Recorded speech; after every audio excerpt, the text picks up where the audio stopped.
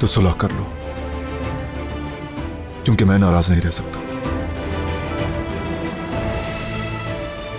काश कि तुम मुझे नाराज ना करते, मगर जब तुम गुस्से में होते हो तुम्हें कुछ भी नजर नहीं आता, तुम सबको ठेस पहुंचाते हो। तो जब गुस्से में हूं तो जिद मत किया करो। जब बात फैमिली की हो तो मैं जिद करूंगी और तुम उसका उल्टा करते हो। कहते हो कि हमारे खानदानी मामलात में दखल अंदाजी मत करो और बाहर निकलो। तुम भी जानती हो कि मैं ऐसा कहना नहीं चाहता था, मैंने बस इसी मामले के लिए कहा था, और तुम मुसलसल मुझसे कुछ छुपा रही हो, उसका क्या? मैंने अपनी फैमिली की खातिर तुमसे वो सब छुपाया, क्योंकि बेहतर यही था।